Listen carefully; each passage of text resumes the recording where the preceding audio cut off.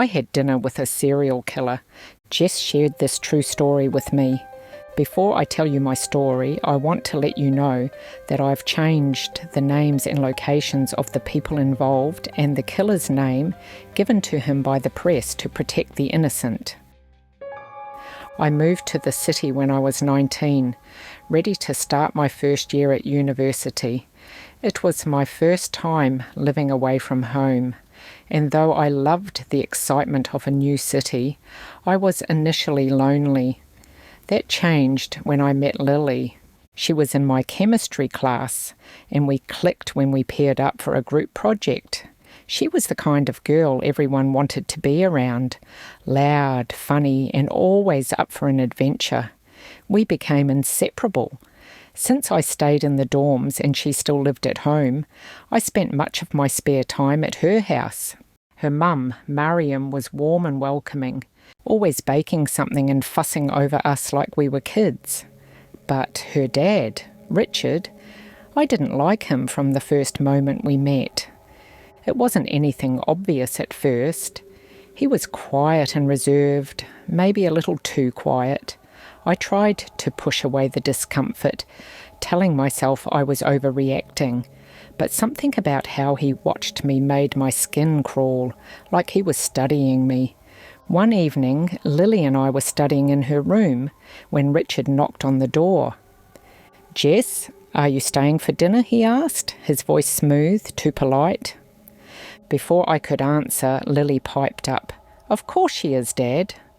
He smiled at me, but it didn't reach his eyes. Good. I like knowing who my daughter's friends are. I forced a smile, but my stomach twisted. Something in the way he said it, like he needed to keep track of me, made me uneasy. That night at dinner, he barely spoke, but I caught him watching me between bites, his gaze lingering just a little too long. Lily never noticed anything strange about her dad, so I kept quiet, but young women had been disappearing for months, and I was wary of any male. At first, I didn't connect the dots. It was in the news. Girls from different parts of the city, gone without a trace. It was terrifying, but it was a big city. I never thought it had anything to do with me or Lily. One night we were watching TV in her living room when the news came on. Another woman is missing. 22 years old. Last seen near a coffee shop just a few blocks from where Lily lived. "That's so scary," I said, shivering. Lily frowned. "Yeah, but this stuff happens everywhere. My dad says it's probably some guy who picks off strangers. It's not like he's targeting people in our area." I nodded, but my mind was racing. How did her dad know that? And why was one of the missing girls someone I had seen before, at a bookstore I went to regularly? The tension I felt around Richard grew worse. The way he stood too close, the way he always seemed to know where I'd been or what I was doing. I started making excuses not to go over as much. Lily didn't understand, and I felt guilty, but I couldn't shake the fear that crawled up my spine whenever her dad was around. Then one night, Lily called me in a panic. "Jess, I think something's wrong with my dad." My heart pounded. "What do you mean?" I heard him on the phone. He was whispering, saying something about getting rid of evidence.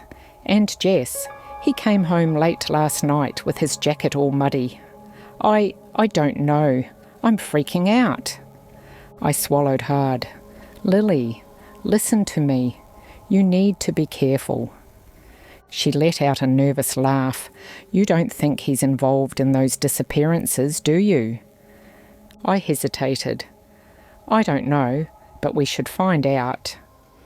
While her parents were out that weekend, we snooped in the garage.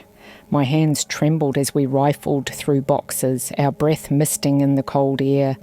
Then Lily found a locked trunk. "Jess, help me," she whispered, her fingers shaking as she jiggled the latch. We found a crowbar nearby, and with one good yank, the lock snapped open. Inside were women's clothes, some folded neatly, some stained, dark red, I choked back a gasp. Lily let out a strangled sob. No, this can't be real. Then we saw the IDs. 5 of them, 5 women, all missing. Lily, I whispered, gripping her arm. We have to go. Now. But before we could move, we heard the front door open. Girls? Richard's voice echoed through the house.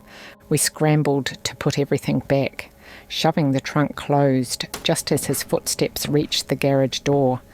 It creaked open, and there he stood. His eyes flicked to the broken lock. A slow, knowing smile spread across his face. You shouldn't have done that. Lily let out a broken sob. I grabbed her hand, yanking her toward the side door, but he lunged.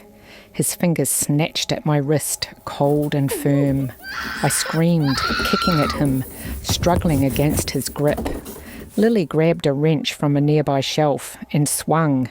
It cracked against his temple with a sickening thud. He collapsed, groaning. We ran.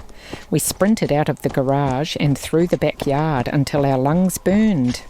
We didn't stop until we reached my dorm, slamming the door shut behind us. Shaking and crying, we called the police. It felt like an eternity before they arrived. They had searched Lily's house and found the trunk where we told them it would be.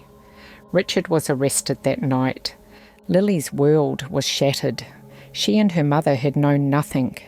They moved away, unable to stay in that house, that city. And me? I can't say I'm sorry as if I am a father-like daughter. I still have nightmares. I still wake up hearing his voice in the dark, feeling his eyes watching me. The news called him the Butcher, a serial killer hiding in plain sight, and I had dinner with him. P.S. I found out later that he had been working as a killer duo with another guy, and they had a different modus operandi to throw the police off their trails. The Butcher dobbed his mate in. Go figure.